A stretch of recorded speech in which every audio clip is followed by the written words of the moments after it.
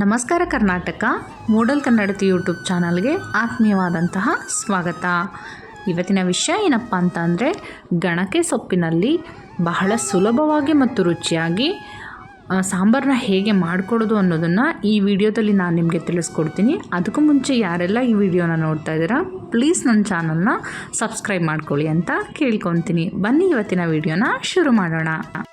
ಈ ಸಾಂಬಾರನ್ನ ಮಾಡ್ಕೊಳ್ಳೋದಕ್ಕೆ ನಾನು ಒಂದು ಹಿಡಿಗಿಂತ ಸ್ವಲ್ಪ ಜಾಸ್ತಿ ಗಣಕೆ ಸೊಪ್ಪನ್ನು ತೊಗೊಂಡಿದ್ದೀನಿ. ಇದಕ್ಕೆ ನಾನಿಲ್ಲಿ ಒಂದು 5ರಿಂದ 6 ಹಸಿಮೆಣಸಿನ್ಕಾಯಿ, ಹಾಗೆ ಒಂದು 6ರಿಂದ 7 ಸಿಪ್ಪೆ ತೆಗೆದಿಟ್ಕೊಂಡಿರೋ ಅಂತಹ ಬೆಳ್ಳುಳ್ಳಿ, ಹಾಗೆಯೇ ಸ್ವಲ್ಪ ಜೀರಿಗೆ ಮತ್ತು ಬೇಯಿಸ್ಕೊಳ್ಳೋದಕ್ಕೆ ಸಾಕಾಗಷ್ಟು ನೀರನ್ನು ತೊಗೊಂಡಿದ್ದೀನಿ. ಇವಾಗ ಒಂದು ಪಾತ್ರೆನ ತೊಗೊಂಡು ಅದಕ್ಕೆ ನಾವು ತೊಗೊಂಡಿರೋವಂತಹ ಸೊಪ್ಪು, ಹಾಗೆಯೇ ಹಸಿಮೆಣಸಿನ್ಕಾಯಿ, ಬೆಳ್ಳುಳ್ಳಿ, ಜೀರಿಗೆ, ಬೇಯೋದಕ್ಕೆ ಅಗತ್ಯವಿರುವಷ್ಟು ಅಂದರೆ ಸೊಪ್ಪು ಮುಳುಗೋಷ್ಟು ನೀರನ್ನು ಹಾಕ್ಕೊಂಡ್ರೆ ಸಾಕಾಗುತ್ತೆ. ಅಷ್ಟು ನೀರನ್ನು ಹಾಕಿ ಇದನ್ನು ಬೇಯಿಸ್ಕೊಳ್ಳೋಣ. ಒಂದು 10 ನಿಮಿಷದಲ್ಲೆಲ್ಲ ಇದು ಚೆನ್ನಾಗಿ ಬೆಂದೋಗ್ಬಿಡುತ್ತೆ. ಮನೆಯಲ್ಲಿ ಯಾರಾದರೂ ಬಾಣಂತಿ ಇದ್ದರೆ ಈ ಸಾಂಬಾರನ್ನ ಮಾಡಿಕೊಡಿ, ಅವ್ರಿಗೆ ಆರೋಗ್ಯಕ್ಕೆ ಬಹಳನೇ ಉಪಯೋಗಕಾರಿಯಾಗಿರುವುದು. ನನಗೂ ಕೂಡ ನಮ್ಮಮ್ಮ ಬಾಣಂತನದಲ್ಲಿ ಈ ಸಾಂಬಾರನ್ನ ಹೆಚ್ಚು ಮಾಡಿ ಕೊಡ್ತಿದ್ರು. ತುಂಬಾ ಚೆನ್ನಾಗಿರುತ್ತೆ. ಯಾಕಂತಂದರೆ ಈ ಟೈಮಲ್ಲಿ ನಮಗೆ ಹೆವಿಯಾಗಿ ಯಾವ ಫುಡ್ಡೂ ಕೂಡ ಕೊಡೋದಿಲ್ಲ. ಅಂಥ ಟೈಮಲ್ಲಿ ಸೊಪ್ಪು ಈ ಥರ ಸಾಂಬಾರನ್ನ ಮಾಡ್ಕೊಂಡು ತಿಂದಾಗ ಸೊಪ್ಪನ್ನು ತಿನ್ನೋದ್ರಿಂದ ಆರೋಗ್ಯಕ್ಕೆ ಕೂಡ ಚೆನ್ನಾಗಿರುತ್ತೆ. ಹಾಗೆ ಹೆಚ್ಚು ಮಗುಗೆ ಹಾಲು ಬರೋದಕ್ಕೂ ಕೂಡ ಸಹಾಯನ ಮಾಡುತ್ತೆ. ನಮ್ಮ ಆರೋಗ್ಯಕ್ಕೂ ಕೂಡ ತುಂಬಾ ಒಳ್ಳೆಯದು.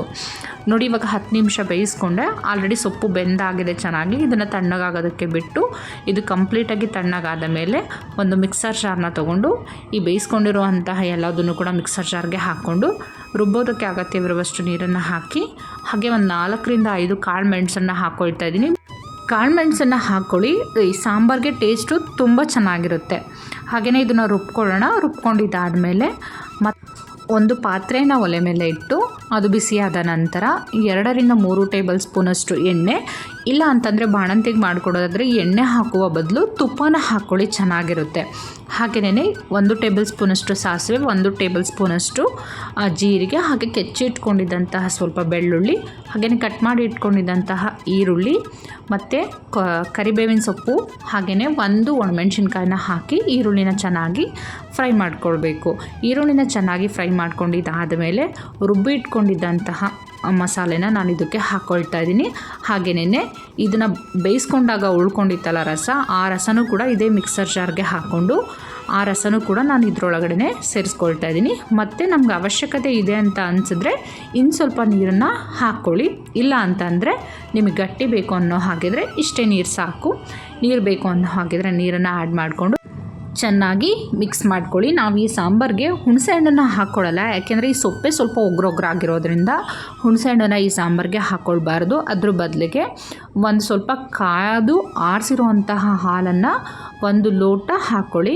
ಜಾಸ್ತಿ ಮಾಡ್ತಾಯಿದ್ರೆ ಜಾಸ್ತಿ ಹಾಲು ಹಾಕ್ಕೊಳ್ಳಿ. ನಾನಲ್ಲಿ 2-3 ಜನಕ್ಕಷ್ಟೇ ಮಾಡ್ತಿರೋದ್ರಿಂದ ಚಿಕ್ಕ ಲೋಟದಲ್ಲಿ 1 ಲೋಟ ಹಾಲನ್ನು ಹಾಕ್ಕೊಳ್ತಾ ಇದ್ದೀನಿ. ಹಾಲನ್ನು ಕಂಪಲ್ಸರಿ ಹಾಕ್ಕೊಳ್ಳಿ, ಸಾಂಬಾರು ಚೆನ್ನಾಗಿರುತ್ತೆ.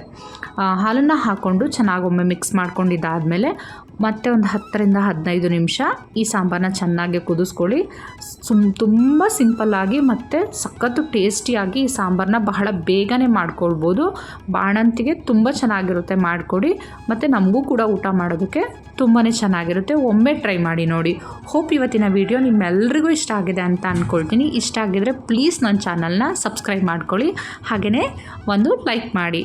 ಯಾರೆಲ್ಲ ಈ ವಿಡಿಯೋ ನೋಡಿದ್ರಿ ಎಲ್ರಿಗೂ ಕೂಡ ತುಂಬ ಹೃದಯದ ಧನ್ಯವಾದಗಳು. Thank you so much.